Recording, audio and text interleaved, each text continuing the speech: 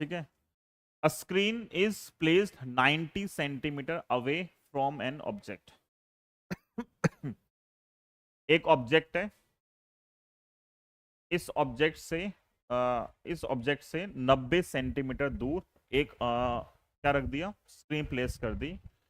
The image of object on the screen is found by convex lens at two different location separated by 20 centimeter. Image of object on the screen is formed by convex lens. एक convex lens जो है इस image को form कर रहा है। मान लो पहले कन्वेक्स लेंस यहां था, ये ऑब्जेक्ट है, मान लो इतना, ठीक है। एक रह जाएगी पैरेलल, छोटा बना देते हैं।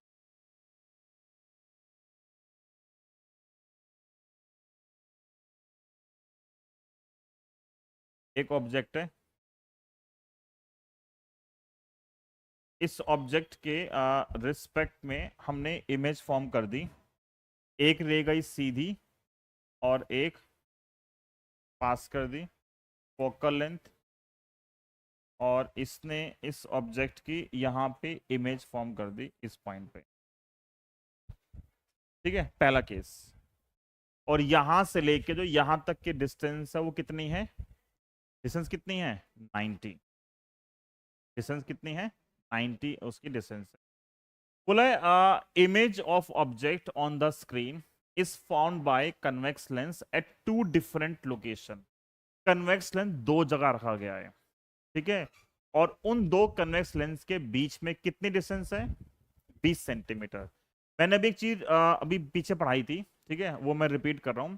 लेंस के केस में क्या होता है, मान लो यू था 20 और वी है 40। यू कितना है 20 और वी कितना है 40, और एफ निकालना है, ठीक।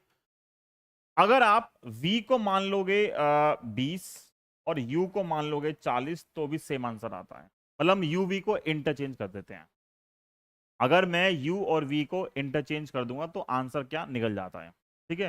मतलब अगर एक ऑब्जेक्ट है और उसके कॉरेस्पॉन्डिंग एक इमेज बन रही है, तो जहां इमेज थी वहां पे ऑब्जेक्ट मान लूं, जहां ऑब्जेक्ट था वहां इमेज मान लूं, तो सेम आंसर आता है, ठीक है। ये हम लैब में भी देखते हैं। ये सेम चीज हम जब लैब में एक्सपेरिमेंट करते हैं कि मैंने एक नीडल रखी, तो जब मैं एक तरफ से देख रहा हूं तो मुझे इसकी इमेज वहां दिख रही है। तो जहां इमेज बन रही है अगर मैं वहां ऑब्जेक्ट रख दूं तो उसकी इमेज कहां बनेगी, यहां बनेगी। तो मैं यूवी इंटरचेंज कर सकता हूं। पहले जब लेंस यहां था तो इमेज यहां बन रही है, ठीक है। क्वेश्चन क्या बोल रहा है, अगर मैंने लेंस को थोड़ा दूर रख दिया 20 सेंटीमीटर दूर, तो इस ऑब्जेक्ट की इमेज कहां बन रही है, वहीं मिल रही है, ठीक है। साइज में चेंज हो सकता है, लेकिन ये जो पार्ट है, इतना पार्ट, इसकी इमेज अभी भी कहां मिल रही है, सेम पॉइंट पे। कहां मिल रही है, सेम पार्ट पे। तो अब मेरा, अब जो हम यहां लॉजिक यूज कर रहे हैं, लॉजिक क्या है, सेम पॉइंट पे इमेज कब मिल सकती है, जब u और v इंटरचेंज हो गए। क्या हुआ है, u और v इंटरचेंज हो गए। इसका मतलब यह है कि मान लिया अगर ये x है, लेट्स से ये x है, तो बाकी क्या होगा 90 माइनस एक्स। क्यों, पूरा 90 है।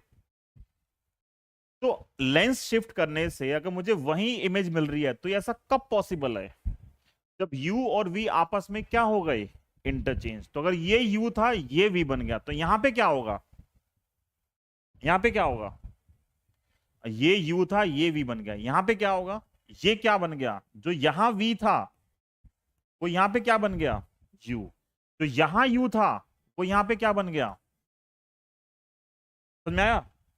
सेम पॉइंट पे इमेज कब बनेगी, जब u और v को इंटरचेंज कर सकते हैं। अब आपने अगर u और v को इंटरचेंज कर दिया, अब लास्ट दिमाग लगाओ, देखो, अब देखो एक बार, मतलब एक लाइन ये और एक लाइन ये।